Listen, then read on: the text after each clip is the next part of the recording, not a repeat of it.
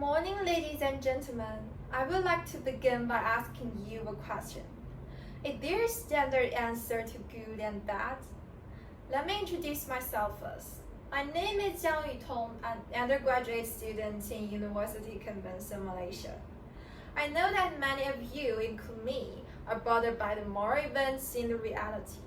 You don't know how to solve this problem and will also allow yourself entangled in good and bad moral. So what I'd like to present to you today is the scientific way to define good and bad in human morality, which can help you better understand these events and deal with them in your life. I'm going to share with 3 scientific methods to find good and bad: utilitarian, deontology, and virtue ethics. The first method of the definition of good and bad is utilitarian. Utilitarian evaluates the moral worth of an action based on its consequences. Let me give you a great example of this. Imagine a scenario where a hospital has a limited supply of a life-saving drug and there are 2 patients in critical condition. Patient A is a young child with her whole life ahead of her, and patient B is an elderly person with a limited life expectancy. The utilitarian approach would involve evaluating the consequences of administering the drug to each patient. In that case, a utilitarian might argue that providing the drug to the young child is the morally right decision because it has the potential to yield more overall happiness. Moreover, utilitarian maximize overall happiness and minimize pain. Across this opinion, an action will be regarded as good if it can produce the maximize happiness and minimize pain. Like if an action can bring more pleasure to society without causing too much pain, then the action is moral according to the utilitarian will. Furthermore, utilitarian also emphasizes a focus on the well-being of the whole rather than interests of the individual. This consequentialist approach suggests that the right action is the one that produces the greatest net benefit for the greatest number of people.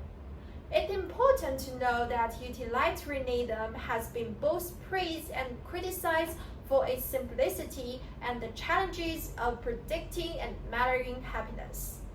Nonetheless, the theory remains a significant ethical framework used to analyze and guide moral decision-making based on the outcomes of actions. The second method is deontology.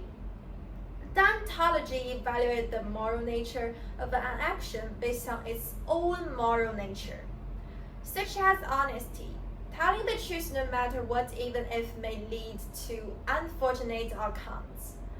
So it would be wrong if a husband lied and told his wife he liked her dress. In addition, deontology emphasizes adherence to normative ethical principles and rules rather than focusing solely on consequences. According to this will, an action is considered good if it complies with universally applicable moral principles, such as absolute and fixed regardless of the consequence. Besides, in this terminology, action is more important than the consequence. For instance, humility shows in modesty and not taking credit for something you don't deserve. It would be wrong to accept a prize when you feel someone else did better than you. The third method is virtue ethics. Virtue ethics evaluates a person's moral worth based on their character and qualities. It holds that an individual's ethical behavior should be measured by their trait-based characteristics such as honesty, courage, and wisdom rather than by the consequences of their actions. What's more, human beings should pursue the perfection of virtue and conduct in virtue ethics. A virtue is a characteristic disposition to think, feel, and act well in life. In contrast, A wise is a characteristic disposition to think, feel, and act poorly.